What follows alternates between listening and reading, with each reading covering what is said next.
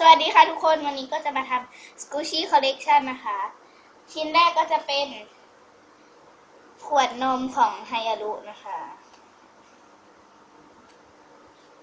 สโลว์มากนี่จะเป็นใส่ห้อยคอชิ้นที่สองจะเป็นท้องแท่งไอบลูมนะคะชิ้นที่สามก็คือพีชจัมโบ้พีชนะคะชิ้นที่สี่ก็จะเป็นพีชรุ่นใหม่นะคะเป็นจัมโบ้พีชเหมือนกันแต่ว่าเป็นรุ่นใหม่ชิ้นที่ห้าจะเป็นจัมโบ้ซอฟต์โลเฟสนะคะชิ้นที่หกจะเป็นซาลาเปาของ Cutie Creative นะคะชิ้นที่เจ็ดจะเป็นซาลาเปาของ Cutie Creative สีม่วงนะคะ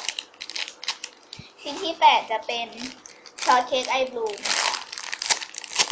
สโลว์มากชิ้นที่9ก็คือ Marshmallow Cutie Creative นะคะอันนึงไปให้เพื่อน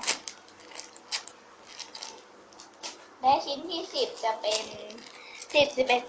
12เป็นแมวแล้วก็เป็นแพนด้า2ตัวนะคะ13ก็จะเป็นสตรอเบอรี่พวกนี้มาล้มสโลมากมีอะคริลิกนะคะ14จะเป็นโดนัทไอบลูมนะคะสีฟ้า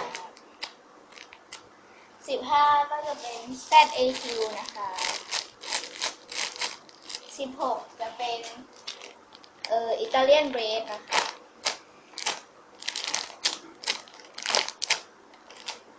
17จะเป็นแฮมสเตอร์ไอบลูมนะคะ18จะเป็นแมวน้ำคุนิมารุนะคะ19จะเป็นมิลลี่เวลนะคะ20จะเป็นซาลาเปา Cutie Creative นะคะ21ก็เป็นส้มไอบลูมนะคะตอนนี้เหงื่อแตกร้อนมากเพิ่งกลับมาจากพัทยาชิ้นสุดท้ายโดนัทคิตตี้ปี2015นะคะจะเอาออกมาให้มันไม่ค่อยสโลว์แต่มันนุ่มนี่ค่ะแถมก็หมดไปแล้วกับ Squishy Collection นะคะก็แค่นี้นะบ๊ายบายลืมฝากกดไลค์ Subscribe แล้วก็กดแชร์ด้วยนะคะ